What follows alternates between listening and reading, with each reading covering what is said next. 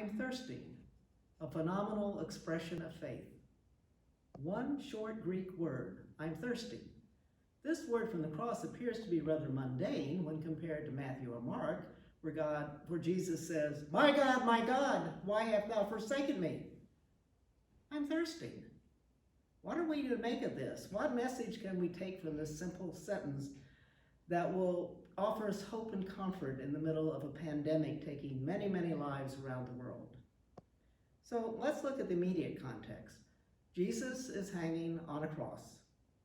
But in the body of the Gospel of John, John has already made clear that Jesus is sure that his disciples, both then and now, us, will be taken care of by God. With that comforting thought, Jesus is hanging on the cross, working on his last pragmatic matter. He makes sure his mother is physically taken care of, since he will be dying soon. And Jesus knows he's dying and realizes that as a human, he is thirsty. Now, that's not surprising, since a man scourged, bleeding, and hanging on a cross under the hot Near Eastern sun would be so desperately hydrated that thirst would be part even of the torture. But Jesus has said he is the water that will keep those who believe in him from ever thirsting. And he's now on the cross thirsting.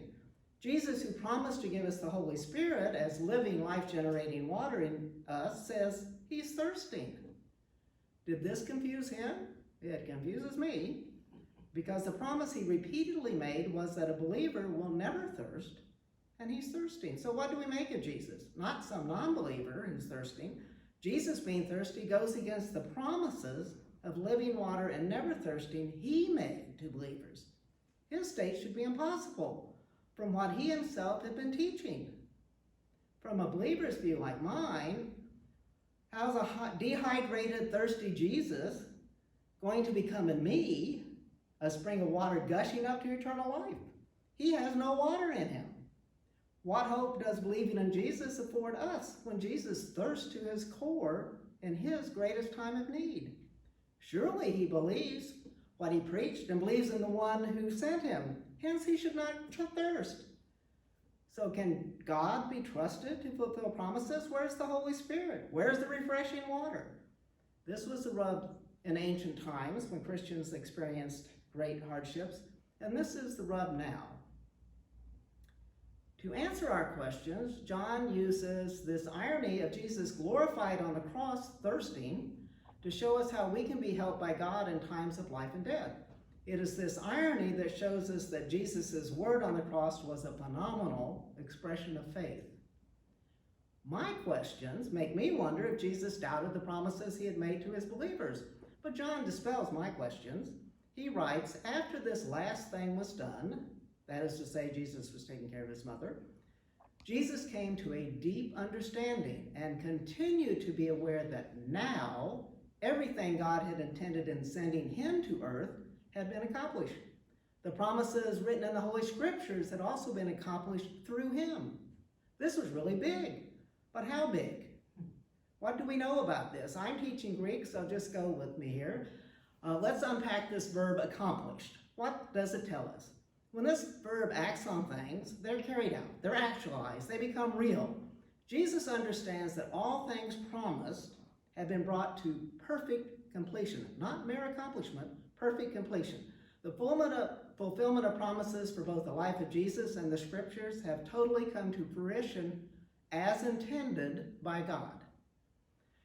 The Greek verb itself carries the thought that God has the power to determine outcomes. God is the unseen force who caused everything intended to be accomplished. The entire Gospel of John portrays God as being in control. Jesus is God's agent.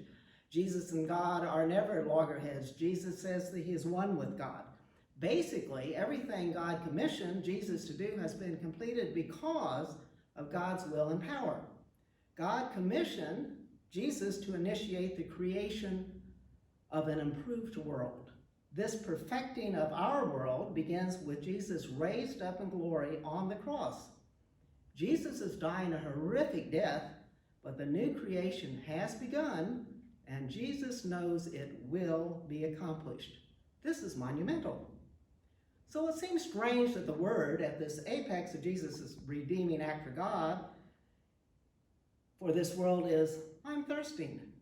Jesus is nailed and hanging on a cross in excruciating physical pain, but his soul is at peace, knowing that God is in charge, a God who is love, a God who never abandons, a God who fulfills promises. Yet one of the excruciating physical pains of Jesus is intense thirst. His mouth is parched, his muscles are in spasm. But Jesus, as God's agent, has said that believers will not thirst. But Jesus is saying, I am thirsting. To a person with little faith, a good outcome would be unlikely. Roman soldiers who nailed him to a cross and divided his worldly possessions are unlikely to sate his thirst. But we need to know that when Jesus promised that they would not thirst, the believers would not thirst, in soul or body, the power to make that true was not the believers but God's.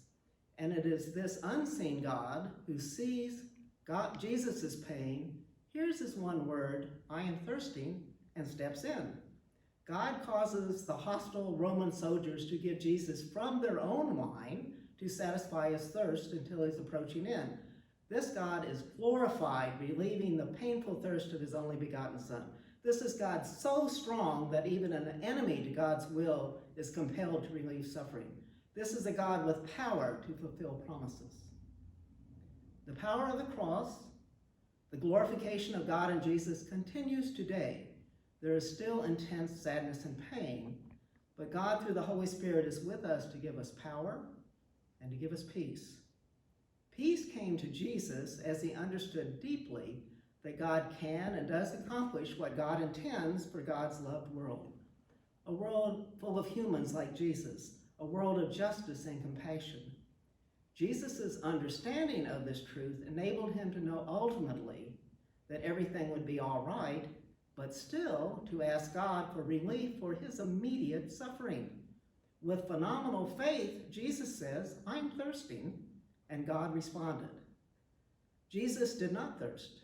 God will likewise respond to our pains today when we ask in faith. The physical pain may not go away, death may occur, but the promise is the Holy Spirit will help us through our pain.